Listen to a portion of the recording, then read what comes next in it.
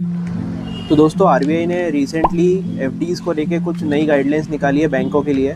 तो आइए देखते हैं, छोटी सी वीडियो में उसको जान लेते हैं। तो सबसे पहले तो आरबीआई ने रेपो रेट जो है वो कम कर दिया है, जिससे जो आपकी एफडी के रेट हैं वो कम हो गए। साथ ही साथ दोस्तों, जो पहले होता था कि कुछ छोटी बैंक्स होती थी या स्मॉल फाइनेंस बैंक होती थी जो आपको एक्स्ट्रा इंटरेस्ट रेट देती थी एफडी के ऊपर 7% 8% के आसपास, लेकिन अब आरबीआई ने नोटिफिकेशन निकाल के ये साफ कर दिया है कि अलग अलग बैंक्स आपको अलग अलग इंटरेस्ट रेट नहीं प्रोवाइड कर सकती है, उनको similar kind of interest rate provide करना होगा।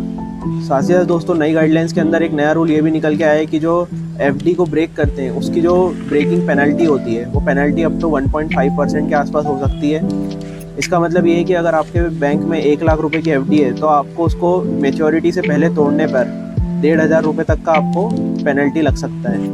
तीसरी चीज़ दोस्तों इसके अंदर ये निकल के आ रही है कि जो अपन प्री मेच्योर एफडी को ब्रेक करते हैं तो उसके अंदर जो इंटरेस्ट रेट है वो आपको जो गिवन इंटरेस्ट रेट होगा उससे भी कम दिया जाएगा, जो पहले बताया होगा आपको इंटरेस्ट रेट एफडी करते टाइम उससे भी कम मिलेगा। तो दोस्तों ये तीन चीज़ जो कि बहुत ही ज़्यादा नेगेटिव है एफडीज़ को लेके, तो इसके लिए अपन अगर आपको इमरजेंसी फंड के लिए या फिर सेफ्टी के लिए कुछ मनी पार्क करके रखना है तो बेटर ये होगा कि अपन एफडी के तरफ ना जाके कुछ म्यूचुअल फंड्स की तरफ जाएं, जो कि आपको सेफ्टी और सिक्योरिटी दोनों प्रोवाइड करें। साथ ही साथ इनके अंदर लिक्विडिटी भी बनी रहती है। तो अगर आप चाहें तो 1 दिन या 2 दिन के अंदर अंदर ये पैसे जो है आपके बैंक अकाउंट में आ जाते हैं। और फोर्थ पॉइंट दोस्तों, जिसकी ज़्यादातर कोई बात करता ही नहीं है, जो कि सबसे इंपॉर्टेंट है, टैक्सेशन। अगर आप एफडी में पैसा रखते हैं और आपका टैक्स ब्रैकेट हाई है तो अप टू 30% के आसपास आपको टैक्स देना पड़ता है। लेकिन अगर आप म्यूचुअल फंड या कोई अच्छे म्यूचुअल फंड के अंदर जाते हैं और वो लॉन्ग टर्म कैपिटल गेन के अंदर ट्रीट होता है तो वो 12.5 के आसपास होता है, और अगर शॉर्ट टर्म भी रहेगा तो भी वो डेट कैटेगरी में भी रहा तो 20% के आसपास आपको टैक्स देना पड़ेगा, जो कि